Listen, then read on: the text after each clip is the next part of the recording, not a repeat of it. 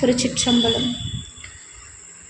அனைவருக்கும் வணக்கம். அடியார் பெருமக்கள் அனைவரும் ஃபஸ்ட்டு மியூட் பண்ணிவிடுங்க. நீங்கள் மியூட் பண்ணிங்கன்னா தான் என்னால் சரியாக பேச முடியும். முந்தைய வகுப்பில் அமர்நீதி நாயனாருடைய வரலாறு பார்த்துருக்குறோம். நம்முடைய அடியார்கள் வரிசையில் ஒவ்வொரு நாயன்மாருடைய வாழ்க்கையும் வேறுபட்ட வரலாறு. சில நாயன்மார்கள் சில நாயன்மார்கள் இறைவனை எப்படி சேர்ந்தார்கள் அப்படின்னா, தொண்டு, இறைவனுக்கு தாம் அடிமையாக இருந்து அடியார்களுக்கு தொண்டு செய்து, இப்படி பல தொண்டுகள் அவரிடம் இருந்தது. அன்பு, பணிவு, என்ன நடந்தாலும் அதை பணிவாக கொண்டு செல்லக்கூடிய ஒரு குணம், இதெல்லாம் அடியார்கள்கிட்ட இருந்தது.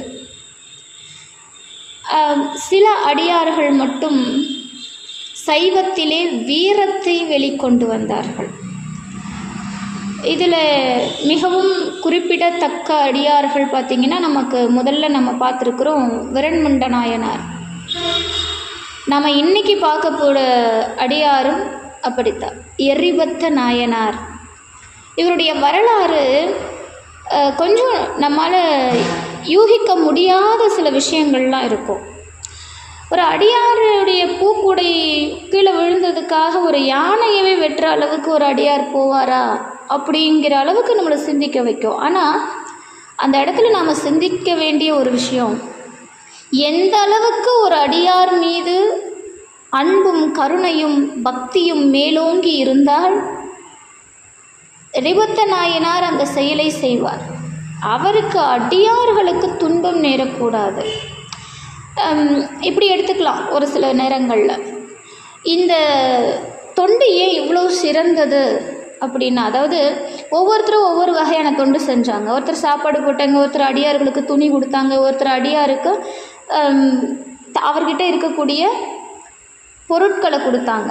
அதாவது இப்போ நம்ம அமர்நீதி நாயனார்லாம் பார்த்திங்கன்னா அவர்கிட்ட என்ன இருக்கோ அதை கொடுப்பாங்க. இப்போது திருநீலகண்ட நாயனார் பார்த்திங்கன்னா அவர்கிட்ட என்ன இருந்தது, திருவோடு அதை கொடுத்தாரு. இப்படி ஒவ்வொருத்தரும் அவங்களுக்கு தெரிஞ்ச அந்த தொண்டை செஞ்சுக்கிட்டு இருக்கிறாங்க.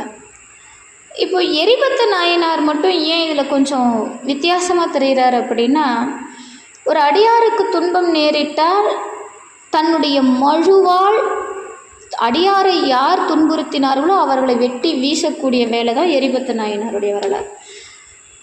எரிபத்த நாயனாருடைய வரலாறை மெய் சிலிர்க்க வைக்கக்கூடிய வரலாறு. ஆமாம், இது ஒரு முறை நம்ம படித்தோன்னா இன்னைக்கு காலகட்டத்துக்கு நமக்கு நிச்சயமாக ஒவ்வொரு இடத்துலையும் எரிபத்த நாயனாரை போல் ஒருவர் வேண்டும் அப்படின்னு தான் தோணுது. எரிபத்தரை போல ஒருவர் மீண்டும் உருவாக வேண்டும் என்பது போல தான் இன்றைக்கி நிலைமை நமக்கு இருக்குது. நம்முடைய ஆன்மீகத்தில் அப்படி தான் இருக்குது. அந்த அளவுக்கு அடியார்களுடைய நிலைமை மாறிடுச்சு. இறை வழிபாட்டில் எத்தனை குறைகளை நாம் பார்த்துக்கிட்டு இருக்கிறோம். இப்போது நமக்கு இந்த செய்தி முழுவதுமாக ஒரு விஷயத்தை உணர்த்துது. சில நேரங்களில் இறைவன் கூட செய்ய முடியாத காரியங்களை அடியார்கள் செய்து காட்டினார்கள் அப்படின்னே நம்ம சொல்லிடலாம். இப்போ எந்த சமயத்திலும் இறைவனை அந்த சமயத்திலிருந்து ஒதுக்கி வைக்க முடியாது. ஆனால் நம்முடைய சைவ சமயத்தில் சைவ சமயத்தை விட்டு சிவபெருமானையே ஒதுக்கி வைத்த நாயன்மார் உண்டு. இது எந்த சமயத்திலும் எந்த மதத்திலும் நடக்காத ஒரு செயல். அடியார்கள் செய்த செயல்பாடுகள்லாம் ரொம்ப நம்மளால் யூகிக்கக்கூட முடியாத விஷயங்களாக இருந்தது. அன்பு ஒன்றிற்கு மட்டுமே கட்டுப்பட்டவன் இறைவன். அந்த அன்பை கொண்டே கட்டுப்படுத்தி வைத்தார்கள் அடியார்கள். அந்த வகையில் ஆண்டவனுக்கு எந்த அளவுக்கு அவர்கள் அன்பு செய்தார்களோ அதே அளவிற்கு அடியார்களுக்கு அன்பு செய்தார்கள். அதனால தான் அவங்க நாயன்மார்கள் வரிசையில் இடம் பிடிச்சாங்க. இன்றைக்கி அவங்கள நாயன்மார்கள்னு நாம் எல்லா ஆலயங்களிலும் போயிட்டு அவங்கள வழிபாடு செய்கிறோமே. என்ன காரணம்? ஏன்னா அவங்க செய்த செயல்பாடுகள் அப்படி. நம்ம ஒவ்வொரு முறையும் சிவாலயம் போகும்போது கருவறைக்கு பின்னாடி இருக்கக்கூடிய அந்த நாயன்மார்களை பார்ப்போம். ஆனால் சும்மா ஏதோ போகிற போக்கில் பார்த்துட்டு வேகமாக நடந்து வந்துடுவோம், கிடையவே கிடையாது. நீங்கள் எல்லா நாயன்மார்களையும் பார்த்தீங்கன்னா கை கூப்பி வணங்கிட்டு இருப்பாங்க. எதற்காக அப்படின்னா, அவங்க அடியார்களை அந்த ஆலயத்துக்குள்ளே நுழையிற, சிவாலயத்துக்குள்ளே வர எல்லாரையும் அடியார்களாக பார்த்து கை கூப்பி வரவேற்கிறாங்க. நாம் என்ன பண்ணணும் தெரியுமா? இரு கைகளையும் தலைக்கு மேல் கூப்பி அந்த 63 பேரையும் கடக்கிற வரைக்கும் நடக்கணும். உண்மைங்க, நீங்கள் சிவபெருமான் அந்த கருவறையில் நின்றுக்கிட்டு இறைவன் முன்னாடி தலைக்கு மேலே கை கூப்புறீங்களோ இல்லையோ, அதுக்கு உங்களுக்கு நேரம் இருக்கோ இல்லையோ எனக்கு தெரியாது. ஆனால் 63 நாயன்மார்களையும் நீங்கள் கவனிக்கும்போது அவங்க எப்படி இருப்பாங்கன்னு பார்த்தீங்கன்னா, கை கூப்பி வணங்குற மாதிரி இருப்பாங்க. நீங்கள் எல்லா சிவாலயத்துலேயும் அப்படி தான் இருப்பாங்க, நீங்கள் பார்க்கலாம். இதில் சுந்தரர் மட்டும்தான் கையில் அந்த கோல் வச்சுக்கிட்டு ஒரு இதில் அதாவது திருமண கோலத்தில் இருப்பார். குழந்தை நம்முடைய ஞான சம்பந்தர் தாளம் தட்டிக்கிட்டே இருப்பார். நம்ம அடியார்களெல்லாம் கடந்து போகும்போது இருகரம் கூப்பி தலைக்கு சிரமேற்கொண்டு இந்த சிவாய நமங்கிற பஞ்சாட்சர மந்திரத்தை சொல்லிக்கிட்டே 63 பேரையும் கடக்கணும். இதுக்கப்புறம் இது வரைக்கும் நீங்கள் அப்படி செய்யலைன்னாலும் இந்த பெரிய புராணம் வகுப்பு படித்ததற்கான ஒரு பலன் என்ன அப்படின்னா, 63 பேரையும் நீங்கள் வணங்குற தன்மையை உணர்ந்துக்கணும். அவங்க சாதாரணமாக அந்த இடத்த பிடிக்கல, அதற்காக அவர்கள் செய்த அந்த தொண்டு, அவர்கள் வைத்திருந்த பக்தி, இறைவனே இறங்கி வந்து அந்த பக்தியில் உறைஞ்சி போயிருக்கான் அப்படின்னா அவங்க எவ்வளோ பெரிய அடியார்களாக இருந்திருக்கணும். அவங்களெல்லாம் நம்ம நினைக்கிறதுக்கு கூட புண்ணியம் பண்ணியிருக்கணும். அவங்களோட நினைப்பை நம்ம மனசில் தாங்கிறதுக்கு இந்த பிறவி புண்ணியம் பண்ணியிருக்கணும். அதனால் இன்றைக்கி வெகு சிறப்பான ஒரு அடியார், எரிபத்தற்கு அடியேன், இலைமலிந்த வேல் நம்பி எரிபத்தற்கு அடியேன் அப்படின்னு சுந்தரமூர்த்தி நாயனாரால் மிக அழகாக பாடப்பட்ட அடியார் எரிபத்த நாயனார். திருத்தொண்ட தொகையில் இந்த வரி வருது. திருத்தொண்டர் திருவந்தாதியில் நம்முடைய நம்பியாண்டார் நம்பி அவர்கள் ஊர்மதில் 3 உத்தமர்க்கு என்றோர் உயர்ந்தவத்தோன் தார்மலர் கொய்யா வருபவன் தண்டில் மலர் பறித்த ஊர்மலை மேற்கொள்ளும் பாகர் உடல் துணி ஆக்கும் அவன் ஏர்மலை மாமதில் சூழ் கருவூரில் எரிபத்தனே அப்படின்னு இவருடைய சிறப்பை போற்றுகிறார். இந்த பாடலுடைய சிறப்பிலேயே இவருடைய வீரம், இவருடைய சைவ பக்தி, அடியார்கள் மீது இவர் கொண்டிருந்த அன்பு இதெல்லாம் வெளிப்படும். இவருடைய வரலாறு பார்க்குறதுக்கு முன்னாடி ஒரு சின்ன விஷயம், இது ஓவராலாக நான் சொல்லிடுறேன். நான் முன்னமே சொன்னேன், ஆண்டவனால் முடியாத விஷயங்களை அடியார்கள் செய்து காட்டியிருக்கிறார்கள். அதுதான் இந்த 63 நாயன்மார்களுடைய வரலாறு. அது என்னென்ன அப்படின்னு பார்த்தீங்கன்னா, முதல் விஷயம் நான் விரண்மண்ட நாயனாரை பற்றி சொல்லியிருக்கேன். சைவத்திலேருந்து இறைவனை ஒதுக்கி வச்சது. இன்னும் ஒருபடி மேலே அடியார்களுக்கு ஒரு துன்பம்னா, நான் முன்னமே சொல்லியிருக்கிறேன், இறைவன் அவனை ஏதாவது சொல்லிட்டா கூட, இறைவன் தன்னை நிந்தித்தால் அது ஏன் புள்ள அப்படின்னு விட்டுருவான். அதை பெருசாக அதுக்கெல்லாம் நமக்கு தண்டனை கொடுக்க மாட்டான். ஆனால் இறைவனுடைய அடியார்களை மனம் புண்படும்படி யாராவது நடந்து கொண்டால் அவர்களுக்கு நிச்சயம் தண்டனை கொடுப்பார் இறைவன். உண்மை. சிவபெருமான் அடியார்களுக்கு யாராவது துன்பம் நேர்ந்தால் அதை பார்த்துட்டு பொறுமையாக இருக்கிற ஆள் கிடையாது. அவரை நம்ம என்ன வேணால் பேசலாம், பித்தா பேயேன்னு என்ன வேணால் பேசலாம், அவர் எல்லாத்தையும் கேட்டு ரசிக்கிற ஆள். ஆனால் அடியார்களை யாராவது ஒரு விஷயம் சொல்லிட்டா அதற்கான தண்டனையை நாம் நிச்சயமாக அனுபவிக்க வேண்டும். அதனால தான் அடியார்கள்கிட்ட நம்ம ஆண்டவன்கிட்ட ஃப்ரீயாக இருக்கலாம், அடியார்கள்கிட்ட அப்படி இருக்கக்கூடாது. அதை நமக்கு மிக அழகாக எடுத்து காட்டுவது விரண்மண்ட நாயனாருடைய வரலாறு. இந்த தன்மையை எரிபத்த நாயனாருடைய வாழ்க்கை வரலாறில் பார்க்கலாம். ஆண்டவனை நிந்தித்தால் கூட விட்டுருவான் இறைவன், ஆனால் அடியாரை நிந்தித்தால் இறைவன் விடுவதில்லை அப்படின்னு நான் சொன்ன விஷயத்தை எரிபத்த நாயனாருடைய வாழ்க்கை வரலாறுல தான் சொல்கிறேன். அடியார்களுக்கு யாரேனும் துன்பம் இழைத்தால் அந்த இடத்திலேயே தன் கையில் இருக்கக்கூடிய மழுவினால் வெட்டி வீழ்த்துவார் யார் என்னன்னெலாம் அவருக்கு அதை பற்றி கவலையே கிடையாது. சிவனடியார்களுக்கு ஒரு துன்பம் யார் மூலமாவது வருதா, அவங்கள வெட்டி வீசிட்டு போய்கிட்டே இருப்பார். அப்பேற்பட்டவருடைய வரலாறைத்தான் இன்னைக்கு நாம் பார்க்க போகிறோம். இவருடைய வரலாறுக்குள்ளே போகும்போதே நமக்கு முதல்ல மெய் சிலிர்க்கும். இப்படி ஒரு நாயன்மாரா, அடியார்கள் மீது இப்படி ஒரு அன்பா அப்படின்னு. இதுபோல் எண்ணற்ற அடியார்கள் இருக்கிறாங்க. புகழ்ச்சோழ நாயனார் தன்னுடைய வீரர்கள் ஒரு சிவயோகியினுடைய தலையை வெட்டி கொண்டு வந்து விட்டார்கள் என்ற காரணத்திற்காக அந்த தலையோடு நெருப்பில் வீழ்ந்து தன்னையும் சிவகதி அடையச் செய்தவர் புகழ்ச்சோழ நாயனார். அப்படியெல்லாம் அடியார்களுக்கு தொண்டு செய்திருக்கிறார்கள். இதில் எரிபத்த நாயனாருடைய வரலாறு மிக சுவாரஸ்யமான வரலாறு.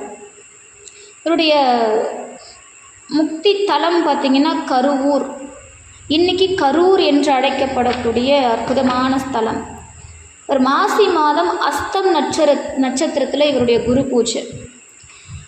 இந்த இமயத்தில் புலிக்கொடி ஏற்றிய கரிகார சோழன் முதல் அனபாய சோழ சக்கரவர்த்தி வரை முடிசூட்டி கொள்ளும் சிறப்பை கொண்டது கரூர். கரூர்னு சொன்னாலே சோழர்கள் எல்லாரும் அங்கேதான் முடிசூட்டி கொண்டனர். அந்த அளவுக்கு அந்த கரூர் நகரம் சிறப்பு வாய்ந்தது. அந்த ஊரில் மணி மண்டபங்கள், மாட மாளிகைகள், கூட கோபுரங்கள் அப்படியே நிறைஞ்சு இருக்கும்.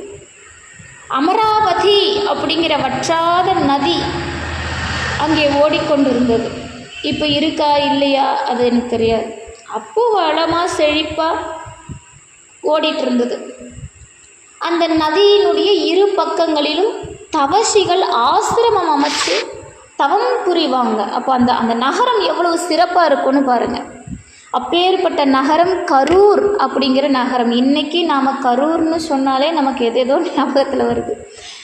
அந்த ஒரு அற்புதமான நகரம் கரூர். இந்த நகரத்தில் ஆநிலை அப்படிங்கிற ஒரு ஆலயம் இருந்துச்சு. ஆநிலை.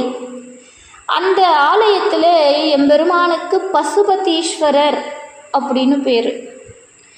ஆநிலையை உடைய மகாதேவர் அப்படிங்கிற நாமமும் அவருக்கு உண்டு. இந்த தலத்தில் எம்பெருமானை காமதேனு வழிபட்டதால் இந்த பெயர் ஏற்பட்டது அப்படின்னு தல வரலாறு சொல்லப்படுது. இந்த ஆநிலை பெருமானை வழிபடும் அடியவர்கள்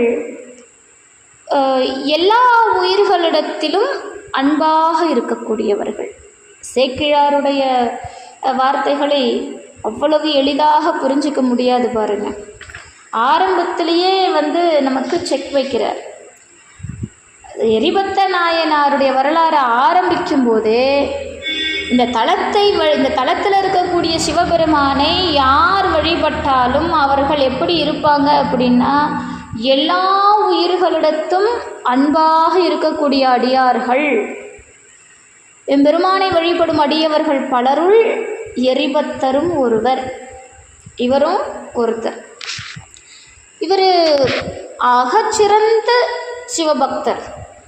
நான் ஓரளவே ஏற்கனவே சொல்லிட்டேன் இவருடைய பக்தி எப்பேற்பட்டது அப்படின்னு. இவருடைய நெற்றியிலும் திருமேனியிலும் திருவெண்ணீர் எப்போவுமே ஒளி வீசி கொண்டிருக்கும். அப்படி ஜடாமுடி போட்டு கழுத்தில் கையில் மார்பில் ருத்ராட்ச மாலை அப்படி அணிஞ்சு அடியாருக்கே உரித்தான ஒரு வீர நடை அவர்கிட்ட இருக்கும். நம்மெல்லாம் நினச்சிக்கிறோம் திருநீர் பூசினா ருத்ராட்சம் போட்டால் ஏதோ அவங்க அப்படியே பவ்யமாக அமைதியாக இருப்பாங்க, எல்லாத்துக்கும் தலையாட்டிட்டு போவாங்க, பயம் அதிகமாக இருக்கும் அவங்களுக்குள்ள. கிடையவே கிடையாது. சிவனடியார்களுக்கு இருக்கக்கூடிய வைராகியம், சிவனடியார்கள் இருக்கக்கூடிய வீரம் வேறு யாருக்கும் கிடையாது. இந்த தத்துவங்களை வெளிக்கொண்டு வருவதற்கு எண்ணற்ற அடியார்கள் நமக்கு உதாரணமாக நாயன்மார்கள் வரிசையில் இருக்காங்க. நாம் என்ன தப்பாக நினச்சிக்கிறோம் தெரியுமா? ருத்ராட்சம் போட்டு திருநீர் பூசினாலே ஏதோ நம்ம அவங்க ஏதோ பாவமாக பார்க்குறோம். நம்ம அவங்களுக்கு எப்படி சொல்கிறது, இந்த சமுதாயத்தில் ரொம்ப பவ்யமான ஒரு அமைதியான ஆட்களாக நம்ம கண்ணுக்கு தெரிஞ்சிடுறாங்க. அதுக்காக அவங்களுக்கு வீரம் இல்லைன்னோ அவங்க வைராக்கியம் இல்லாதவங்களுக்கு கிடையவே கிடையாது. வைராக்கியமும் வீரமும் பக்தியும் அன்பும் ஒரு சேர பெற்றவர்கள் சிவனடியார்கள். ஆமாம், அவர்களை தவிர வேறு யாருக்கும் அந்த அந்த அந்த மிடுக்கு இருக்காது. என் குருநாதர் அடிக்கடி ஒரு வார்த்தை சொல்லுவார், நெத்தியில் திருநீரும் மார்பில் ருத்ராட்சமும் அணிஞ்சு நின்று பாருங்க, அதுக்கு இருக்கிற சிறப்பே வேற என்பார். அது கொடுக்குற தைரியத்தை வேற எதுவும் நமக்கு கொடுக்காது என்பார். அதுபோல் இந்த இவருடைய உருவம் பார்த்தீங்கன்னா, இவர் உருவத்தை வர்ணிக்கிறார் பாருங்க சேக்கிழார். அப்படி ஜடா முடி போட்டு கழுத்தில் கையில் மார்பில் ருத்ராட்ச மாலை அணிஞ்சிருப்பார். இப்படி வீர நடை அவர்கிட்ட இருக்கும். சிவனடியார்களுக்கு ஏதாவது துயரமோ ஏதாவது ஒன்று நடந்தால் அந்த இடத்துல இவர் இருப்பார். எவ்வித துயரமும் நேரா வண்ணம் அவர்களை பாதுகாத்து வருவது ஒன்றையே தமது குறிக்கோளாக கொண்டிருந்தவர் எரிபத்த நாயனார். அடியார் அதற்காக எந்த நேரமும் ஒரு மழுவை கையில் வச்சுக்கிட்டு சுற்றிட்டு இருப்பாருங்க. அதான் ஆச்சரியம். ஒரு சிவனடியாருக்கு ஏதாவது துன்பம் நேர்ந்துடக்கூடாது அப்படிங்கிறதால எந்த நேரமும் கையில் மழுவோடு சுற்றிக்கிட்டு இருப்பார். பரசுராமர் மாதிரி கையில் மழு இல்லாமல் இவரை பார்க்கவே முடியாது. நீங்கள் இன்றைக்கும் 63 நாயன்மார்களில் கையில் மழு வச்சுட்டு இருப்பார் பாருங்க. அவர் தான் நமக்கு எரிபத்த நாயனார். அந்த மழு எதுக்காக அப்படின்னா, நான் முன்னமே சொன்ன மாதிரி அடியார்களுக்கு துன்பம் செய்யக்கூடிய பகைவர்கள், அடியார்களுக்கு துன்பம் செஞ்சாலே அவங்க பகைவன்னு இவர் தீர்மானிச்சிருவார். அவன் அடியார்களுக்கு துன்பம் செய்தான், அவன் பகைவன், கொல்லப்பட வேண்டியவன், அவ்வளோதான், முடிஞ்சு போச்சு. அப்படி பகைவர் மீது எரிந்த அடியார்களுடைய துயரத்தை போக்குவார். இதனாலேயே இவருக்கு எரிபக்தர் அப்படிங்கிற நாமம் ஏற்பட்டதுன்னு சொல்லுவாங்க. இவருடைய இயற்பெயர் என்னென்னலாம் தெரியாது.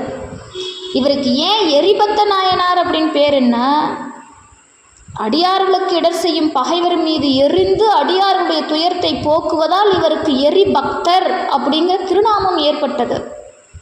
காலப்போக்கில் அவருடைய காரண பெயரே வழக்கில் வேரூன்றி இன்றைக்கும் நாம் எரிபத்த நாயனார்னே சொல்கிறோம். அவருடைய இயற்பெயர் என்னன்னே மறைஞ்சு போச்சு. எரிபத்த நாயனாருடைய வரலாறில் இவருடைய பெயர் நமக்கு தென்படலை. அப்போ எரிபக்தர் பக்தியோட வீரத்தையும் பெற்றிருந்தார். பக்தியோடு வீரத்தையும் பெற்றிருந்தார். அஞ்சா நெஞ்சம் கொண்டவர், கள்வர்க்கும் அஞ்ச மாட்டார், நாட்டு மன்னனுக்கும் நடுங்க மாட்டார். எல்லாரும் அவருக்கு ஒன்று தான். அவர் பரமனுக்கும் பரமனது அன்பர்களுக்கும் மட்டும்தான் பயந்து வணங்கி தலைகுனிந்து நிற்பாராம். மற்றபடி நாட்டு மன்னனே ஆயினும் அவருக்கு பயங்கிறது சிறிதளவும் கிடையாது. அப்படி ஒரு மிடுக்கோட வாழ்ந்தவர் எரிபத்த நாயனார். அந்த ஊரில் இவரை போலவே ஆணிலை பெருமானிடம் பேரன்பு பூண்டிருந்த சிவகாமி ஆண்டார் அப்படிங்கிற ஒரு பக்தர் இருந்தார். இவர் அந்தனர் குலத்தை சேர்ந்தவர், கொஞ்சம் வயசானவர். எப்போவுமே எம்பெருமானுக்கு அப்படி முத்துப்பணி தூங்கும் பூக்களால் மாலைகள் தொடுத்து சாத்தும் சிறந்த தொண்டினை தமக்கு விவரம் தெரிந்த நாள் முதல் தவறாமல் செஞ்சிட்டு இருந்தவர். பூ தொடுக்கிறது ஒரு தொண்டாங்க அப்படின்னு நம்ம கேட்கலாம். இந்த பூவை தொடுத்து கொடுத்தே ஒருத்தர் நாயன்மார் வரிசையில் வந்திருக்கிறார். நம்ம அதெல்லாம் கவனிக்கணும். இந்த பூவை தொடுத்தே இந்த சிறந்த பூக்களை தொடுப்பதற்காக, இறைவனுக்கு சிறப்பான மலர்களை கொடுப்பதற்காகவே புலிக்காலையும் புலி நகங்களையும் நகங்களில் கண்களையும் பெற்று வரமாக பெற்றவர் வியாக்கிரபாத முனிவர். அதெல்லாம் நம்ம மறக்கக்கூடாது. இறைவனுக்கு எண்ணற்ற மலர்களை அப்படி வாரி கை நிறைய இரு கைகளாலும் வாரி அவன் திருப்பாதத்தில் போடணும்னு அருணகிரிநாதர் சொல்கிறார். எண்ணற்ற மலர்கள் வாசனை நிறைந்த வண்ணங்கள் நிறைந்த மலர்கள் இருக்கணுன்றார். ஆனால் இறைவனுக்கு ஒரு மலர் சூட்டுவதுங்கிறது சாதாரண காரியம் அல்ல. அது அவன் நினச்சி கொடுக்குற பாக்கியம் நமக்கு. அவன் தலையில் கொண்டு போய் ஒரு வில்வ இலையை சமர்ப்பணம் செய்கிறதெல்லாம் எத்தனை பிறவி ஜென்மங்களில் நாம் வாங்கிட்டு வந்த பலன் தெரியுங்களா? அதனால் அது ஒரு பெரிய தொண்டு. அந்த தொண்டினை தான் இங்கே அந்தனர் குலத்தை சேர்ந்த சிவகாமி ஆண்டார் அப்படிங்கிற ஒரு வயதான முதிர்ந்தவர் செய்து கொண்டிருக்கிறார். இந்த சிவத்தொண்டை அவர் செய்கிற இது பாருங்க, சும்மா ஏதோ போகிற போக்கில் பூவை பறிச்சுக்கிட்டு போயெல்லாம் சுவாமிக்கு கொடுக்கல. இந்த தொண்டு செய்கிறதுக்காக அவர் என்ன பண்ணுவார்னா, அதிகாலையில் எழுந்துருவார், அந்த தூய தண்ணியில், சுத்தமான நீரில் அப்படி நீராடுவார். நெற்றியிலும் மேனியிலும் திருவெண்ணீற்றை சிவ ஆகம முறைப்படி பூசிக்குவார். வாசனை மிகுந்த மலர்களை கொய்து தம்முடைய நந்தவனத்தில், அதற்காகவே இறைவனுக்கு நந்தவனம் அமைத்து வாசனை மிகுந்த மலர்களை அப்படி கொய்து வந்து அதை இவர் மாலையாக கட்டுறது. இன்னொரு விஷயம் பாருங்கள், அப்படி மலர் கொய்யும் போது பூக்கள் மேலே மூச்சு காற்று படாமல் இருக்கிறதுக்காக தம்முடைய வாயை துணியால் கட்டிக்குவாராம். இது எவ்வளோ பெரிய விஷயம் பார்த்தீங்களா? நாமெல்லாம் இறைவனுக்கு பூ சாத்தும் போது எப்படி வேணாலும் சாத்துறோம்ல. இப்போ பூ கட்டிக்கிட்டே இருப்போம், திடீர்னு தலையை சொறிவோம், திடீர்னு மூக்கு நோண்டுவோம். ஆமாம், இதெல்லாம் நடக்குது. நான் கண் கூட பார்த்துருக்குறேன். நான் மார்க்கெட் போகும்போது பூ வாங்கும்போது இதை நான் கண் கூட பார்த்துருக்குறேன். இப்படி சிந்திட்டு அப்படியே பூ கட்டுவாங்க. நாம் அதை வாங்கிட்டு வந்து இறைவனுக்கு சாத்துறோம். சிவசிவா, அது யோசிச்சு பாருங்க, நம்மளால் அதை யூகிக்கவே முடியறதில்ல. இவர் எப்படி அந்த பூ மாலையை சுவாமிக்கு சாத்திருக்கிறாருன்னு பாருங்க. அந்த பூவை பறிக்கும்போது தன்னுடைய மூச்சு காற்று கூட படக்கூடாதான், வாயை துணியால் கட்டிக்கு வரான். பஞ்சாட்சர மந்திரத்தை இடையறாது ஓதிய வண்ணம் தான் அந்த மலரை பறிப்பார். அதுவும் மலரும் நிலையில் உள்ள வண்டுகள் தீண்டாத பூக்களை. நீங்கள் இதை அருணகிரிநாதர் கூட ஒரு இடத்துல சொல்லியிருக்கிறார். இறைவனுக்கு எப்பவுமே நம்ம முழுமையாக மலர்ந்த மலர்களை சாத்துறது அப்படிங்கிறது இருக்கக்கூடாதான். ஏன்னா முழுமையாக மலர்ந்த அந்த மலரிலே தேன் இருக்காது. அந்த தேனையெல்லாம் அந்த பூச்சிக்கு, அந்த தேனீக்கள் எடுத்துகிட்டு போயிட்டுருக்கோம். அந்த பூக்களில் தேன் இருக்காது, முழுமையாக மலரக்கூடாது. அது மட்டும் இல்லை, அதில் தேனும் இருக்காது. இன்னொன்று, முழுமையாக மலர்ந்த மலர்களில் கண்ணுக்கு தெரியாத சில பூச்சிகள் உக்காந்துக்கிட்டு இருக்கும். புழு இருக்கும், பூச்சி இருக்கும், நிறைய சின்ன சின்ன வண்டுகள் இருக்கும். அந்த அந்த அந்த ஒரு மலரினுடைய தன்மையை அது பாதி போக்கிக்கிட்டு இருக்கும். அந்த மாதிரி மலர்களை சுவாமிக்கு அர்ப்பணிக்கக்கூடாதான். முழுசாக மலராமல் மலரக்கூடிய ஸ்டேஜில் இருக்கும்ல, அப்படி மொட்டு மலரும் போது எப்படி இருக்குமோ அந்த நிலையில் தான் அந்த பூக்களை எடுத்துகிட்டு வரணுமா. அப்படி சிவகாமி ஆண்டார் அந்த மலர்களை தன்னுடைய கூடையில் நிரப்பி வச்சுப்பார். எவ்வளவுதான் கூட நிறைய பூக்களை பறித்து நிரப்பி கொண்டாலும் இவருடைய ஆசை மட்டும் ஒரு நாளும் தனியறதில்லை. இன்னும் நிறைய பூ பறிக்க முடியலையே அப்படின்னு ஏக்கம் இவருக்கு இருந்துக்கிட்டே இருக்குமா இல்லையா? நாமெல்லாம் 1-2 பூ வச்சுட்டு சும்மா விட்டுடுறோம். இறைவனுக்கு ஒரு பூ வச்சா போதும், 2 பூ வச்சா போதும்னு நினச்சிடுறோம். ஆனால் இவருக்கு பாருங்கள், எவ்வளோ பூ பறித்தாலும் மனசு போதும்னு சொல்லலையாம். இன்னும் பூ பறிக்க முடியல. இத்தனைக்கும் வயசானவர், சிவகாமி ஆண்டார் வயசானவர். அப்படி அவர் மனசில் அப்படி எப்பவுமே அந்த எண்ணம், அந்த ஏக்கம் இருக்குமா. இந்த அந்தனர் கையில் ஒரு கழி வச்சிருப்பார். அந்த கழியில் பூக்குடைய மாட்டிக்கிட்டு திருக்கோயிலுக்கு புறப்படுவார். மலர்களை மாலையாக்கி மகாதேவனது அந்த திருமேனியில் சாத்தி வழிபாடு செய்த அந்த அழகை பார்த்து ரசிக்கிறது தான் இவர் வாழ்க்கையில் இருக்கக்கூடிய ஒரே சந்தோஷம். ஆகா, என் கையால் மலர் பறித்தேன், அதை தொடுத்தேன், இறைவன் திருமேனியில் அந்த மலர்கள் என்ன அழகாக இருக்குது தெரியுமா அப்படின்னு பார்த்து ரசிக்கிறது இவருடைய பெரிய தொண்டு. அதில் ஒரு பெரிய இன்பம் இருந்தது அவருக்கு. அப்படி தினம் அவர் செஞ்சுக்கிட்டு இருக்கிறார்.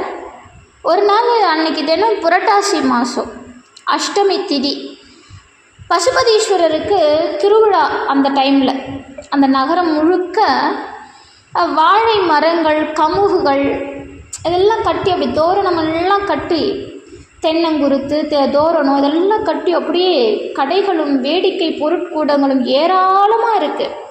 மக்கள் கூட்டம் கடல் போல் வெளியூர்களில் இருந்தெல்லாம் நிறைஞ்ச வண்ணமாகவே இருக்குது. இன்றைக்கி இருக்கிற மாதிரி காலகட்டம் அன்னைக்கு கிடையாது. இன்றைக்கெல்லாம் ஒரு ஊர் திருவிழா, ஒரு கோவில் திருவிழான்னா அது நமக்கு பெருசாக அதில் நம்ம என்ன வெளிப்படுத்துகிற அந்த ஊர் திருவிழாவோ கோவில் திருவிழாவோ நாம் அதிகபட்சம் அதில் பார்த்து என்ஜாய் பண்ணுற விஷயம் ஆடலும் பாடலும்னு நினைக்கிறேன். மற்றபடி இறைவனுக்கு ஏன் திருவிழா எடுக்கிறாங்க, அங்கே ஏன் நடக்குது, அதை பற்றிலாம் நமக்கு வேண்டிய அவசியம் இல்லையே. நமக்கு ஏதோ ஒரு முட்டாள்தனமான சந்தோஷம் போதும்ல. ஆனால் அன்னைக்கு அப்படி கிடையாது. இறைவனுக்கு ஒரு விழா எடுத்தால் சுற்றி இருக்கக்கூடிய அத்தனை ஊர் ஜனங்களும் வந்து இறைவனை மனசார கண்ணார கண்டு தொழுது அவன் திருவடியை பார்த்துட்டோமேங்கிற சந்தோஷத்தில் மக்கள் திரும்பின காலம் அது. அப்போ மக்கள் கூட்டம் எங்கே பாரு ஒரே கூட்டம், ஜேஜேன்னு கூட்டம் இருக்குது. அந்த கைலாசமே கருவூருக்கு வந்த மாதிரி அந்த காட்சி, அந்த நகரம் அவ்வளோ சிறப்பாக இருக்குது. அந்த அஷ்டமி திதி அன்னைக்கு வைகறை பொழுது வழக்கம் போல் சிவகாமி ஆண்டார் என்ன பண்ணார், பூக்களை கூடையில் நிரப்பிக்கிட்டு ரொம்ப சந்தோஷமாக கோயிலுக்கு போய்கிட்டு இருக்கிறார். ஏன்னா அன்றைக்கி அஷ்டமி திதி சுவாமிக்கு சிறப்பு பூஜை பண்ணுவாங்க. சுவாமியை வேக வேகமாக போய் பார்த்து அவருக்கு இந்த மலர்களெல்லாம் சாத்தணும். அப்போது அரண்மனை சேவகர்களெல்லாம் அந்த வழியை பட்டத்து யானையை அமராவதி ஆற்றில் நீராட்டி அழைச்சிட்டு வந்துட்டுருக்குறாங்க. அந்த பட்டத்து யானைகளும் வந்துக்கிட்டு இருக்குது. திடீர்னு பட்டத்து யானைக்கு எதனாலேயோ தெரியல மதம் பிடிச்சது. யானைக்கு மதம் பிடிச்சா ரொம்ப கஷ்டம். நம்ம நினச்சிக்கிட்டு இருக்கிறோம் காட்டில் ஒரு ரொம்ப வைல்டான அனிமல் அப்படின்னா, ரொம்ப ஒரு ஆக்ரோஷமான அனிமல் அப்படின்னா நாம் சிங்கம் புலியை கை காட்டுறோம்ல, கிடையவே கிடையாது. தி மோஸ்ட் டேஞ்சரஸ் அனிமல் அப்படிங்கிற வரிசையில் ஒரு யானையை தான் நிறுத்துகிறாங்க. ஆனால் அதே யானை கோவிலில் குழந்த மாதிரி நமக்கு ஆசீர்வாதம் பண்ணுது. அந்த யானை ஏன் அவ்வளோ டேஞ்சரஸ்னால், அதுக்கு மதம் பிடிச்சிருச்சுன்னா அந்த யானையை கட்டுப்படுத்துறதுங்கிறது அவ்வளவு எளிதான காரியம் அல்ல. ஒரு மதம் பிடித்த யானையை கண்டு சிங்க கூட்டங்கள் கூட பயம் கொள்ளும். அதான் யானைக்கு இருக்கிற சிறப்பு. இந்த யானையை மதம் பிடிச்சிருச்சு, திடீர்னு மதம் பிடிக்குது. நல்லா வந்துக்கிட்டு இருந்த யானை, பட்டத்து யானை, யானை கட்டுக்கடங்காமல் ஓடத் தொடங்கியது. அந்த திருவிழாவை பார்க்க வந்த மக்கள் அடித்து பிடிச்சி அங்கே இங்கேயும் ஆளுக்கு ஒரு பக்கமாக ஓட்டம் பிடிக்கிறாங்க. யானை மேலே இருந்த அந்த பாகன் அதனை அடக்க முயல்றான். ஆனால் அவனாலேயே அந்த யானையை கண்ட்ரோல் பண்ண முடியல. அந்த யானையை அடக்க முடியல.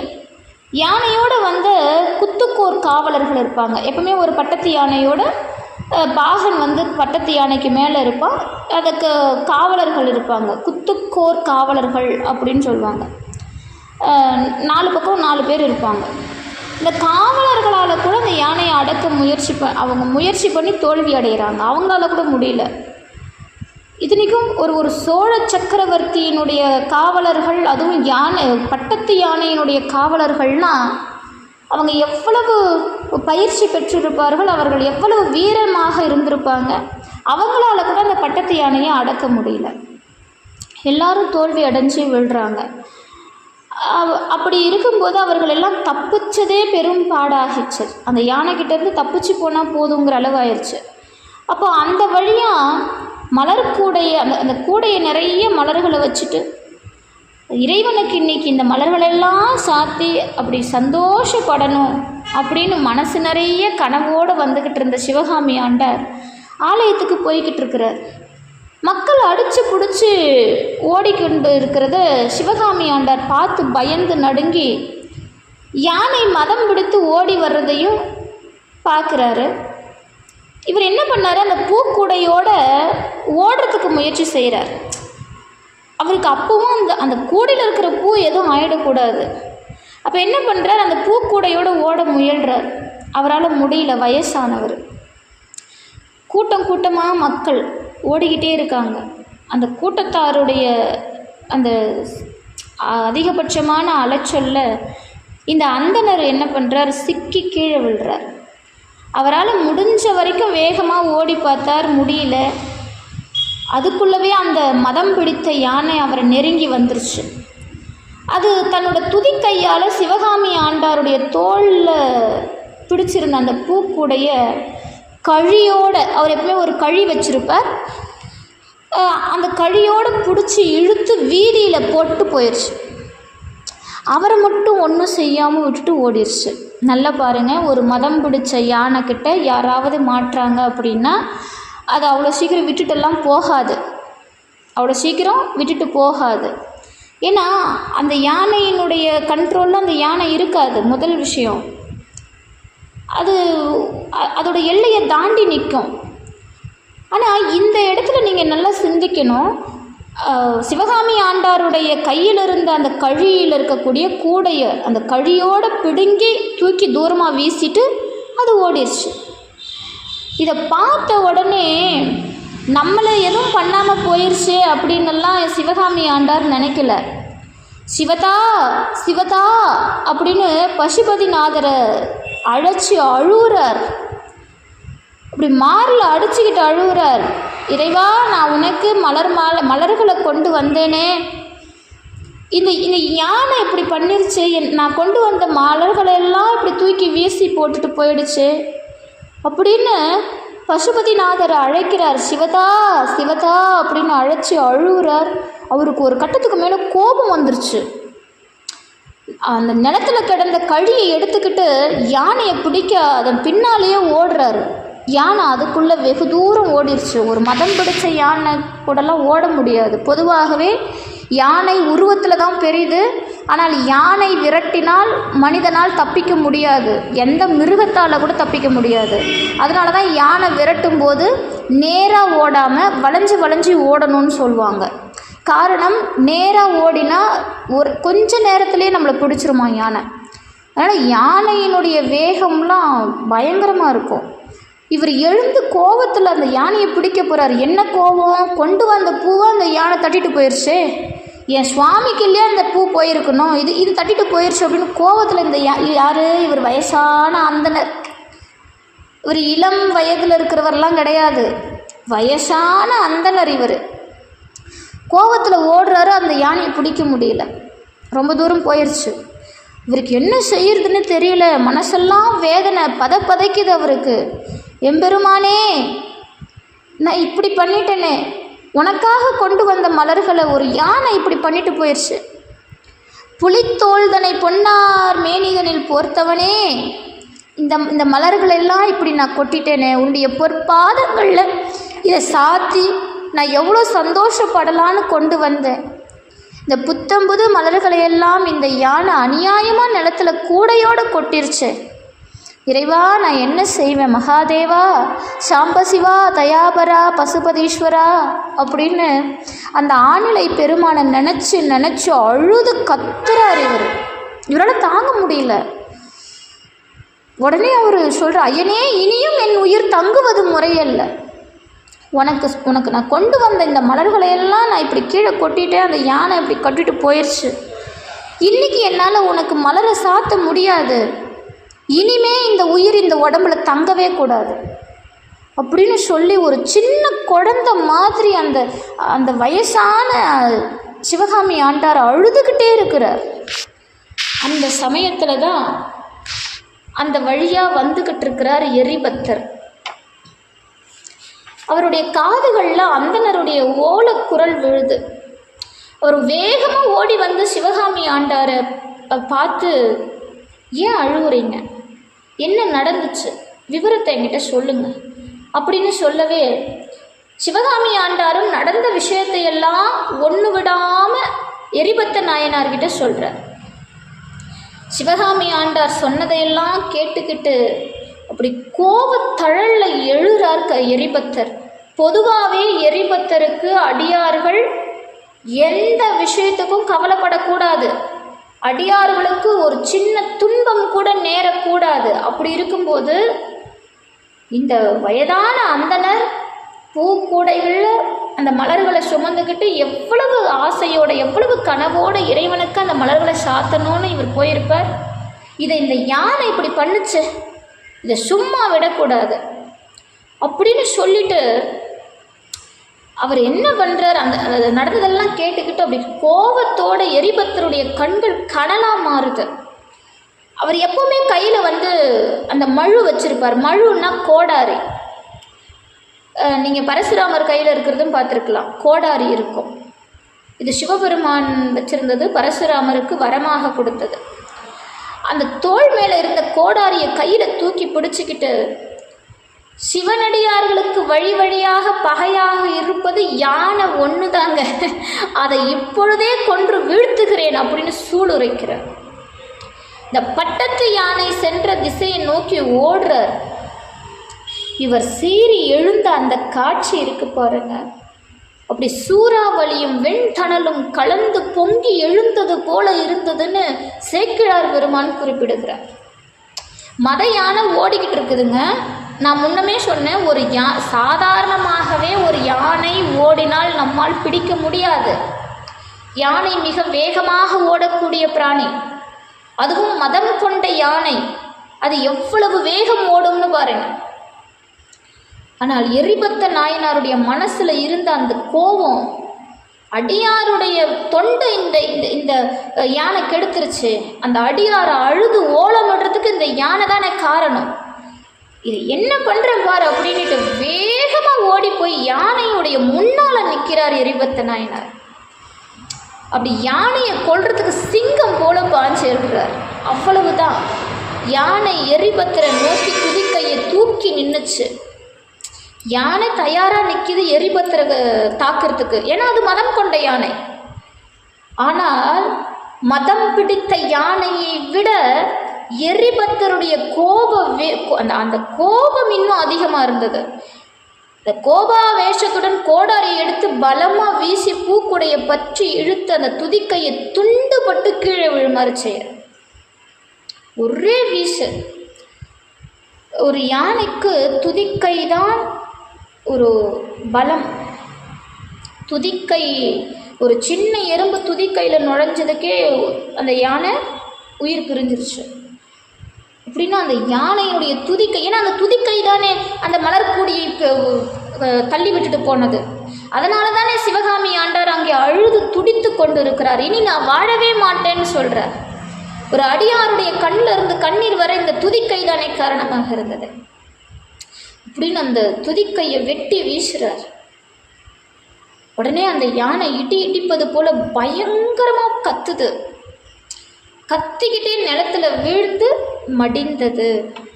யானையோட கதை முடிஞ்சது. யானைக்கு ஏற்பட்ட நிலையை கண்டு யானை பாகன் கதி கலங்கி போனான். மதம் பிடிச்ச யானையாக இருந்தாலும் அதன் மதத்தை தெளிவித்து அந்த யானையை அவங்க தயார்படுத்திடுவாங்க. யானையை பார்க்கறதுக்கு பக்கத்தில் போகிறான் யானை பாகன். முன்னால் அந்த யானைக்கு முன்னாடி கோடாரியும் கையுமா நிற்கிற எரிபத்தரை பார்க்குறான். எரிபத்தருடைய அந்த ஒரு நிலைப்பாடை எப்படி இருக்கும்னு யோசிச்சு பாருங்க. இதெல்லாம் நம்ம மனசுலேயே அப்படியே நினச்சிக்கணும். எரிபத்தருக்கு கோபம் தனியவே இல்லைங்க. யானை துதிக்கையை வெட்டி வீழ்த்திட்டாரு. யானை அது மண்ணில் சாஞ்சிருச்சு. அவ்வளோ பெரிய மதம் பிடித்த யானை, பட்டத்து யானை, சாதாரண யானைலாம் கிடையாது. ஏதோ சாதாரணமாக காட்டில் போகிற யானையை அவர் வெட்டி வீழ்த்தலை. சோழ சக்கரவர்த்தியினுடைய பட்டத்து யானையை வெட்டி வீழ்த்தி இருக்கிறாரு. யானைக்கு அருகே அந்த பாகனும் அந்த குத்துக்கோர வீரர்களும் வந்துக்கிட்டு இருக்கிறாங்க. அவர்கள் எல்லாம் பார்த்து ஆத்திரம் தாங்க முடியல இவருக்கு, எரிபத்தருக்கு.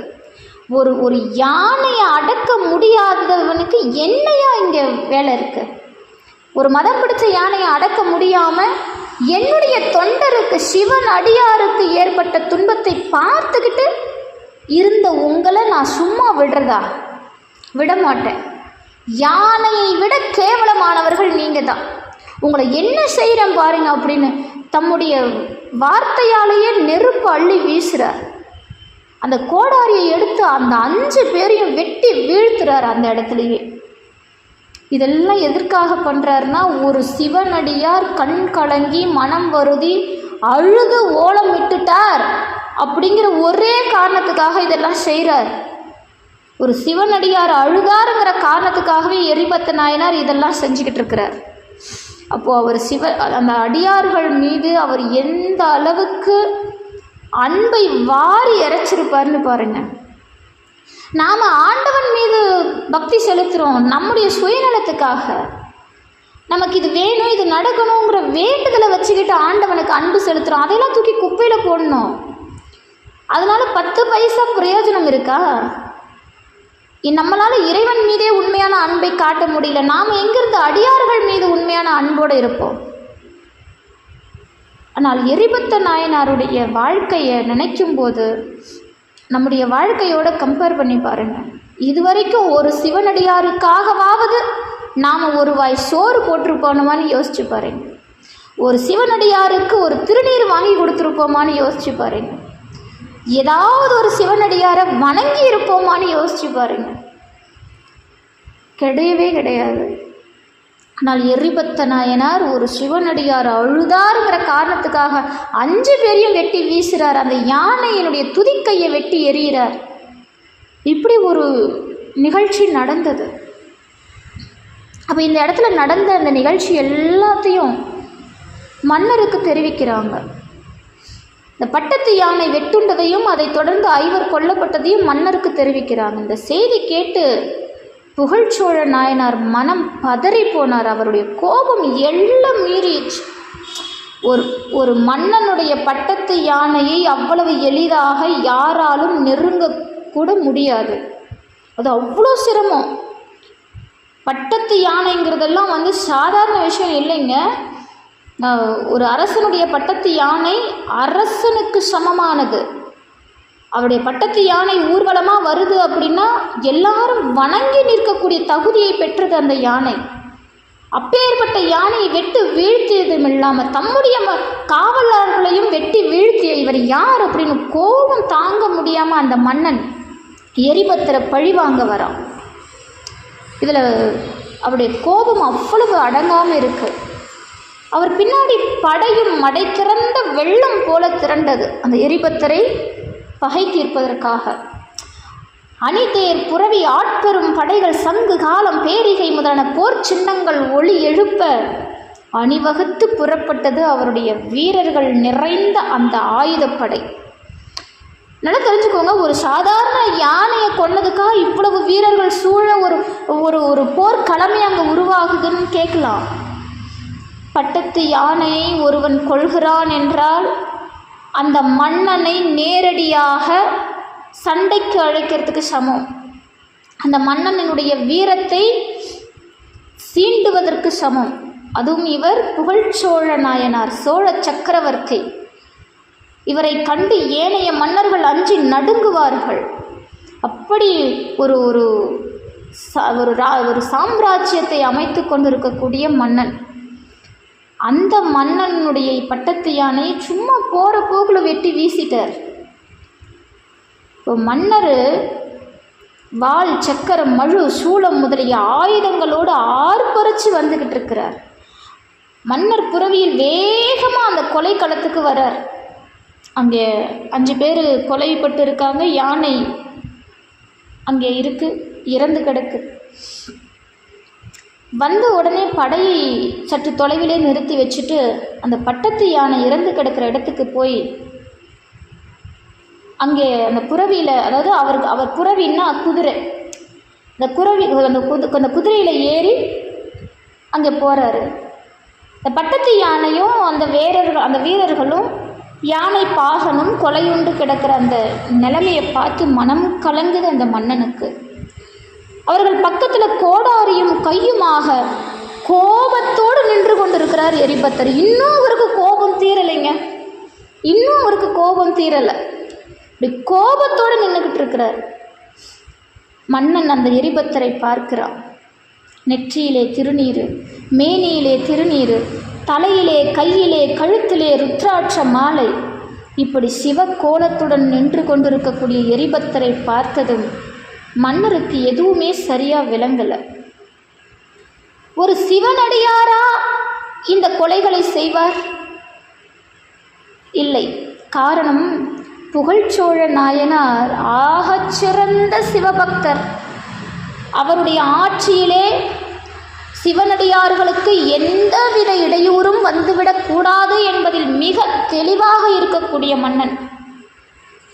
அப்பேற்பட்ட மன்னன் அங்கே வருகிறான்.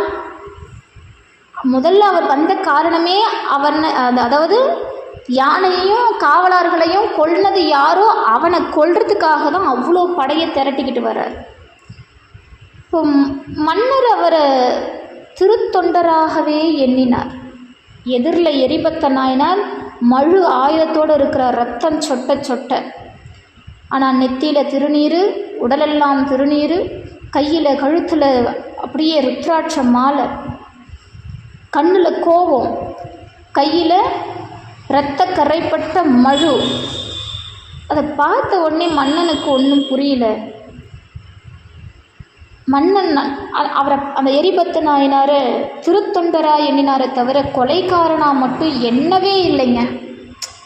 இவனா இவனா அப்படிங்கிற வார்த்தை கூட அங்கே இல்லை. ஒரு திருத்தொண்டரா யானையை கொன்றிருப்பார், காவலாளிகளை கொண்டிருப்பார். அப்போ உடனே இவர் செஞ்சார்னு அவர் ஏற்றுக்கல, நம்பவே இல்லை. ஆனால் இவர் கையில் அந்த சாட்சியோடு நின்றுட்டுருக்கிறார். எரிபத்த நாயனார் கையில் தான் இருக்குது மழு, ரத்தம் சொட்ட சொட்ட. அந்த அந்த 5 பேரை கொன்ன இடத்துல தான் நின்றுக்கிட்டு இருக்கிறார். மக்கள்லாம் கூடி நின்றுக்கிட்டு இருக்கிறாங்க. மக்களுடைய எண்ணம் என்னவா இருக்கும்? அவ்வளவுதான். இன்னைக்கு எரிபத்த நாயனாருடைய கதை முடிஞ்சது. மன்னன் கோபத்தோடு வந்திருக்கிறார். இப்போ மக்களில் பார்த்து அந்த மன்னன் கேட்குறான், புகழ்ச்சோழ நாயனாருக்கு புகழ்ச்சோழர் கேட்குறார், அங்கே கூடியிருந்த மக்கள்கிட்ட இந்த கொலைகளை செய்தது யார் அப்படின்னு கேட்குறார். அங்கே இருக்கிற எல்லாருமே எரிபத்தரை சுட்டி காட்டி, இறைவா, வேந்தா, அரசே, இவர்தான் இந்த கொலைகளையெல்லாம் செய்தவர் அப்படின்றாங்க. வீர கனல் அணிந்து வெண்புறவி மீது அமர்ந்து புகழ்ச்சோழர் வியப்பு மேலிட எரிபத்தரை பார்த்தார். வீரமும் கோபமும் நிறைந்திருக்கும் அந்த அடியாருடைய கருணை முகத்தை பார்த்து கொண்டே இருந்த மன்னருக்கு இத்தகைய கொலைகளை செய்யும் அளவிற்கு இத்தொண்டருக்கு கோபம் வர வேண்டுமாயின் பட்டத்து யானை எவ்வளவு பெரும் தவறு செய்ததோ, இல்லாவிடில் இந்த திருத்தொண்டர் எதற்காக இந்த செயல்களை செய்ய போகிறார் அப்படின்னு மன்னன் மனசுலேயே யூகிச்சுக்கிட்டான். நீங்கள் இந்த மன்னனுடைய சிறப்பை பாருங்கள். தன்னுடைய பட்டத்து யானையை கொன்றவன், தன்னுடைய காவலர்களை கொன்றவன் எதிரில் நின்று கொண்டிருக்கிறான் என்று அவருக்கு கோபம் வரல. ஒரு சிவனடியார் கழுத்தில், மார்பில், கையில் ருத்ராட்சம் தரிச்சு உடலெல்லாம் திருநீர் பூசி கொண்டிருக்கக்கூடிய ஒரு திருத்தொண்டர் இவ்வளவு கோபம் பட்டிருக்க வேண்டும் என்றால் என்னுடைய பட்டத்து யானை எவ்வளோ பெரிய தப்பு செஞ்சுருக்கணும். உடனே அந்த மன்னன் குதிரையை விட்டு கீழே இறங்குறான். எரிபத்தர் முன்னாடி போய் நின்று அவரை வணங்கி, சுவாமி, இங்கே நடந்ததெல்லாம் எனக்கு ஒன்றும் தெரியல, என்ன நடந்துச்சுன்னு புரியல, உங்கள் முகத்தை பார்த்ததுன்னு தான் உண்மை புரியுது. தங்களுடைய திருவுள்ளம் வருந்தும்படியான செயல் நிச்சயமாக இங்கே ஏதோ ஒன்று நடந்திருக்குது. ஐயனே, நடந்த தவறுக்கு பாகனையும் யானையையும் தண்டித்தது போதுமா? அது பத்தாது, அருள் கூர்ந்து உத்தரவிடுங்கள் என்று பணிவோடு கேட்டான். மன்னா, மதக்களிரையும் பாகனையும் இந்த வீரர்களையும் கொன்றேன். அதற்கெல்லாம் காரணம் என்ன தெரியுமா? இவர் சொல்கிறார், எரிபத்தர் மன்னனுக்கு சொல்லிக்கிட்டு இருக்கிறார், இந்த பட்டத்து யானை இறைவனுக்கு பூச்சுமந்து சென்ற சிவகாமி ஆண்டார் என்னும் அந்தனரின் கையில் இருந்த மலர்கொடியை பிடிச்சு இழுத்து நிலத்தில் கொட்டி நாசப்படுத்திருச்சு. இத்தகைய தகாத செயலை பட்டத்து யானை செய்வதற்கு காரணமாக இருந்த மற்றவர்களையும் கொன்றுவிட்டேன். எரிபத்தர் சொன்னதை கேட்டு மன்னன் மேலும் வருந்தினான். இப்போ நாம் இந்த இடத்துல ஏப்பா இதுக்கெல்லாம் ஐயா கொல்லுவேன் அப்படின்னு நம்ம கேள்வி கேட்டுடலாம். ஆனால் மன்னன் அந்த இடத்துல இன்னும் அதிகமாக வருத்தப்படுறான். பக்தியோடும் பயத்தோடும் மீண்டும் அந்த அடியாரை வணங்கி நின்று மன்னனுடைய மனசில் தம் மீது ஏதோ ஒரு பெரும் பழி வீழ்ந்து விட்டது போல ஒரு பெரும் சுமை ஏற்பட்டுருச்சு. அவருக்கு என்ன செய்யுதுன்னே தெரியல. ஒரு தாழ முடியாத ஒரு கணம் மனசில் இருக்குது. பட்டத்து யானை என்னோடது, அது செய்த தவறுக்கு நான் தான் காரணம். தங்களை போன்ற சிவனருட் தொண்டர்களுக்கு தாங்க முடியாத அளவிற்கு கோபத்தையும் வேதனையும் ஏற்படுத்துமாறு நடந்து கொண்ட நான் இனியும் இந்த நில உலகத்தில் இருந்து என்ன பயன்? நானும் தங்களால் தண்டிக்கப்பட வேண்டியவன் தானே. நான் இருந்து என்ன பண்ண போகிறேன்? ஐயனே, தயவு செய்து என்னையும் இந்த வாளால் தண்டியுங்கள் அப்படின்னு தம்மிடம் இருந்த வாளை, உடைவாளை கழற்றி அந்த எரிபத்தர்கிட்ட நீட்டுறார் புகழ்ச்சோழர். அடியார்களே, எப்பவுமே ஒரு விஷயத்தை தெரிஞ்சுக்கோங்க. பெரிய புராணம் என்பது வெறும் கதையோ, நம்ம இங்கே 1 மணி நேரம் கதை கேட்கவோ வந்து உட்காரலைங்க.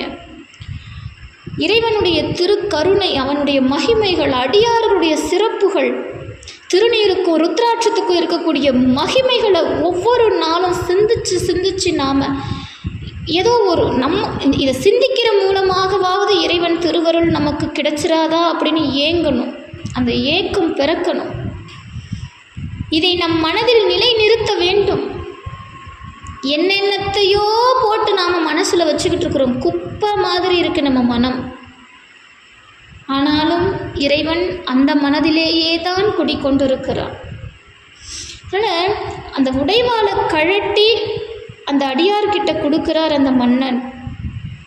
மன்னனுடைய ஈடு இணையில்லாத அந்த உத்தமமான அன்பிற்கு முன்னால் தம் பக்தி எம்மாத்திரம் அப்படின்னு எண்ணி நிலை தடுமாறுறார் எரிபத்தர். அப்படியே தன்னுடைய நிலை தடுமாறி கூனி குறுகி நின்றுட்டார். சட்டுன்னு உடைவாளை மன்னர்கிட்ட இருந்து எடுத்துக்கிட்டார். ஏன் அப்படின்னா, இந்த மன்னன் ஒருவேளை நாம தண்டிக்கலைன்னா மன்னன் எங்கே தன்னுடைய தலையை தானே அறிந்து கொள்வானோ அப்படிங்கிற பதட்டத்திலையும் பயத்திலையும் எரிபத்தர் என்ன பண்ணார் தெரியுங்களா? மன்னன் காட்டினான் இல்லையா உடைவாளை, இந்த தன்னுடைய உடைவாளை எடுத்து, ஐயனே என்னையும் இந்த வாளால் அறிந்து விடுங்கள் அப்படின்னு மன்னன் தலையை காட்டி நிற்கும் போது அப்படி சட்டுன்னு அந்த உடைவாளை எடுத்துக்கிட்டார் எரிபத்தர். தன்னையும் கொலை செய்வதற்காக வேண்டிதான் உடைவாளை பெற்றுக்கொண்டார் அப்படின்னு தமக்குள் ஒரு முடிவிற்கு வந்த மன்னர் எரிபத்தரை பார்த்து, ஐயனே, நான் செய்த பிழை என்னை விட்டு நீங்கியது. என்ன பாக்கியம் செய்தேன்! ஒரு சிவனடியாருக்கு நான் செய்த பாவத்தை நான் நீக்கிக் கொள்வேன். ஒரு சிவனடியார் கையிலேயே என்னுடைய மரணம் நிகழ்ந்தால் நான் எப்பேற்பட்ட பேறு பெற்றவன் அப்படின்னு சொல்லி தலைவணங்கி நிற்கிறார். மன்னனுடைய ஒவ்வொரு செயலையும் பார்த்து மனம் பதறி போகிறார் எரிபத்தர். அது சாதாரண காரியம் அல்ல. ஒரு நாட்டு மன்னன், சோழ சக்கரவர்த்தி, அடியார் முன்பு அந்த உடைவாளை கொடுத்து என்னை அறிந்து விடுங்கள்னு தலையை குனிஞ்சு நிற்கிறான். இதெல்லாம் பார்த்து எரிபத்தருடைய மனம் அப்படியே ஒடுங்குது. என்ன செய்யறதுன்னு தெரியல. கொஞ்ச நேரம் அப்படியே கலங்கி நின்றுட்டார்.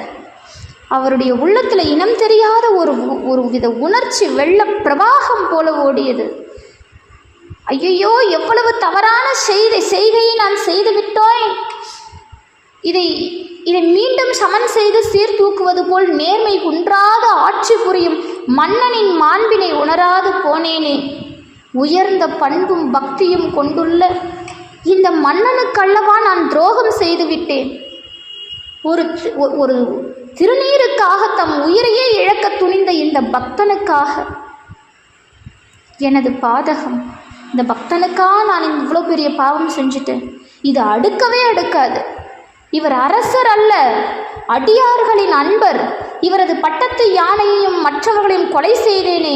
கொற்றவனாக இருந்தும் எனது கொலை பாதகத்திற்கு சற்றும் தண்டனை கொடுக்க எண்ணாது தம்மையும் அல்லவா மாய்த்து கொள்ள பார்க்கிறார். இவர் அருளே வடிவானவர், அன்பின் திருவுருவமானவர். இந்த அகிலமே அவரை போற்றுதற்குரிய திரு அவதார செம்மல் அவர். சிவபெருமானுக்கும் அவரது அடியார்களுக்கும் உண்மையிலேயே துரோகம் செய்தவன் நான் தானே. நான் உலகில் வாழவே கூடாது அப்படின்னு மடிய வேண்டியவன். இவ்வாறெல்லாம் தமக்குள் எண்ணி புண்பட்ட எரிபத்தர் கையில் இருந்த உடைவாளால் தம் கழுத்தில் வச்சு ஒரே அறு. இதை சற்றும் மன்னர் எதிர்பார்க்கல.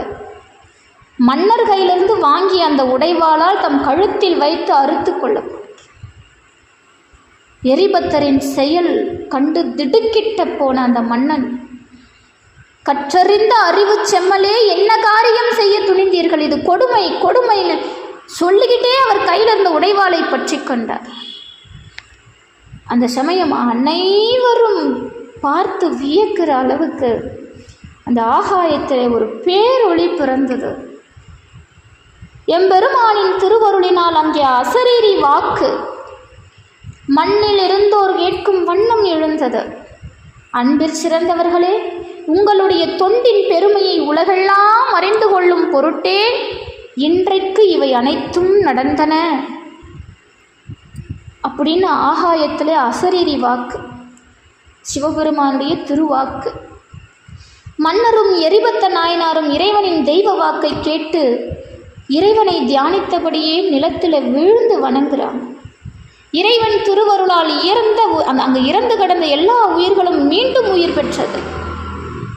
அதுபோலவே சிவகாமி ஆண்டார் அவருடைய பூக்குடையில் பூக்கள் தானாகவே வந்து நிறைஞ்சது. சிவகாமி ஆண்டார் எம்பெருமானின் திருவருளை நினைச்சு மகிழ்ந்தவாறே அந்த ஆணிலை அப்பர் பசுபதீஸ்வரரை வழிபட புறப்பட்டார்.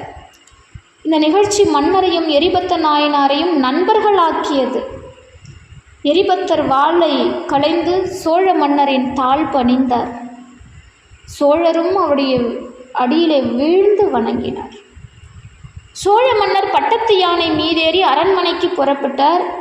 எரிபத்த நாயனார் இந்த நில உலகத்திலே நெடுங்காலம் வாழ்ந்து திருத்தொண்டுகள் பல செய்து அடியார்களுக்கு துன்பம் நேரும் போதெல்லாம் அந்த துன்பத்தை களைந்து இறுதியிலே எம்பெருமானுடைய சிவகண தலைவராகி பேரின்ப வீட்டில் வாழ்ந்தார். சரி, இந்த புகழ்ச்சோழ நாயனாருடைய வரலாறு என்னாச்சு? இப்போ இங்கிருந்து பட்டத்து யானையில் ஏறி புகழ்ச்சோழர் போயிட்டார். அதன் பிறகு என்னாச்சு அப்படிங்கிறத புகழ்ச்சோழ நாயனாருடைய வரலாறுல நம்ம பார்க்கலாம். ஒரு சிவகாமி ஆண்டாரும் பரமனுக்கு பூக்கைங்கரியம் செய்து இந்த பூ உலகில் பல்லாண்டு காலம் வாழ்ந்து பிறவா பெருவாழ்வு பெற்றார். அதனால் இந்த வரலாறு நமக்கு ஒரு ஆகச்சிறந்த செய்திகளை எடுத்துரைக்கிறது. அடியார்கள் மீது நாம் வைக்கக்கூடிய அன்பு, பக்தி, அவர்களுக்கு நாம் செய்யக்கூடிய தொண்டு, இவையெல்லாம் இறைவன் திருவுள்ளத்தை நெகிழ வைக்கக்கூடிய திருத்தொண்டுகள். இறைவனுக்கு திருத்தொண்டு செய்தால் கூட அது அவ்வளவு இறைவன் மகிழ்ச்சி கொள்வானா அப்படின்னா தெரியல. ஆனால் அடியார்களுக்கு செய்யக்கூடிய தொண்டு ஆண்டவனுக்கு செய்வதை காட்டிலும் சிறந்தது. ஏன்னா அந்த அடியார்களுடைய மனதில் இறைவன் வாழ்கிறான். சிவபெருமான் சரம் அசரம் அப்படிங்கிற 2 இடத்துல நிறைஞ்சிருப்பார். ஆனால் சரம் அப்படிங்கிற உயிர்களிடத்தில் விசேஷமாக இருப்பார். அதிலும் அடியார்களிடத்தில் தயிரில் இருக்கக்கூடிய நெய் போல விளங்கி இருப்பார். அதனால தான் அடியார் பக்தி சிறந்தது. அடியவர்களுக்கு ஒரு காலமும் இடர் களையக்கூடாது, துன்பம் செய்யக்கூடாது. அடியார்களுடைய துன்பத்தை யார் போக்குகிறார்களோ அது சிறப்பான தொண்டு. காரணம், அது துணிவும் பணிவும் ஆற்றலும் படைத்தவர்களே செய்யக்கூடியது, எல்லாராலையும் செய்ய முடியாது. எரிபத்த நாயனார் இதை செய்ய காரணம், அவருக்குள் துணிவு இருந்தது, பணிவு இருந்தது, அதை செய்யக்கூடிய ஆற்றல் இருந்தது. எல்லாத்த விட மேலா இறைவனுடைய அடியார்கள் மீது அவர் வைத்திருந்த அன்பு, பக்தி இருந்தது. அப்படிப்பட்ட திருத்தொண்டை ஏற்றவர் எரிபத்த நாயனார். இவ்வளவு சிறப்பு வாய்ந்த இந்த எரிபத்த நாயனார் இந்த கருவூரில் பிறந்து கொங்கு நாட்டு தேவாரம் பெற்ற 7 தலங்களில் இதுவும் ஒன்றுங்க. சோழ மன்னர் முடிசூட்டும் சிறந்த இடம் இந்த 5 ஒன்றான இந்த தலம். அவ்வளவு பெரிய விசேஷமான ஊரில் பிறந்து அடியார்களுக்காகவே தன்னுடைய வாழ்க்கையை அர்ப்பணித்து கொண்டவர். அடியார்களுக்காகவே. நாம் கூட கேட்கலாம், ஒரு யானையை அதாவது யானையை கொன்னுட்டாரு இல்லையா, இது எப்படி சாத்தியம் அப்படின்னா, இந்த ஒரு சிவ புண்ணியம் அப்படிங்கிறது என்ன அப்படிங்கிறத நாம் தெரிஞ்சுக்கணும். முதல்ல இதில் சேக்கிழார் ஆரம்பிக்கும் போது ஒரு செய்தியை சொல்கிறாரு. பசுபதீஸ்வரரை, அந்த கரூரில் இருக்கக்கூடிய ஆணிலை பெருமானை யார் வணங்கினாலும் அவர்களுடைய மனம் எப்படி இருக்கும் என்றால், எல்லா உயிர்களிடத்தும் அன்பு நிறைந்தவரால் மட்டும்தான் பசுபதீஸ்வரரை வணங்க முடியும் அப்படிங்கிற செய்தியை சொல்லி ஆரம்பித்த சேக்கிழார், அடியார்களுக்கு துன்பம் கொடுத்த யானையை வெட்டி வீழ்த்தினார் எரிபத்தர். இந்த எரிபத்தர் யாரு? பசுபதீஸ்வரரை நித்தமும் வழிபாடு செய்யக்கூடிய சிவபக்தர். இது என்ன விஷயம் அப்படின்னா, நாம் இந்த இடத்துல அடியார்களுடைய இடரைத்தான் பார்க்க வேண்டும். அதாவது ஒரு உயிர்கொலை 50 பாதகங்களில் ஒன்று. அந்த கொலை பாதகம் புரிகிறது தப்பு. அந்த பாதகம் புரிந்த எரிபத்தரை திருவருள் ஆட்கொள்ளுமா அப்படின்னா அது பாதகமாகாதா? அரனிடம் அன்பு பூண்டார் எவ்வுயிர் பராபரன் சந்நிதி என்று உணர்ந்து உயிர்களிடம் அன்பு பூண்டு ஒழுகுவார். சிவ அபச்சாரம் செய்தோர் மறுமையில் எரிவாய் நிறையம் புகுந்து பெருந்துன்பம் எய்துவார். அத்துன்பம் அவ்வுயிர்களுக்கு நேராத வண்ணம் கருணையால் புரிந்த இச்செயல் குற்றமுடையது ஆகாது. அது அவ்வுயிர்களுக்கு புரியும் உபகாரமாகும். ஒரு அடியாருடைய துன்பத்திற்கு காரணமான அந்த யானையை வெட்டி வீழ்த்தியது தவறுன்னு சொல்லலாம். ஆனால் அந்த இடத்திலே எரிபத்த நாயனார் ஒரு அடியாருடைய துன்பத்தை தான் பார்த்தார். அவர் அழுக அந்த கண்ணீரைத்தான் பார்த்தார். ஒரு அடியாரை அழ வைத்த அந்த உயிர் எவ்வளவு பெரிய பாவத்தை எடுத்துக்கொண்டது. அந்த யானைக்கு மோட்சம் உண்டா? ஒரு அடியாரை இப்படி அழ வச்சு இனி நான் வாழவே மாட்டேன்னு அந்த அந்தனர் சொல்கிற அளவுக்கு அந்த யானை செஞ்சிருச்சு. அந்த யானைக்கு மோட்சம் உண்டா? கிடையவே கிடையாதே. அந்த பாவத்தை அந்த யானையில் அந்த யானை சுமக்கும்.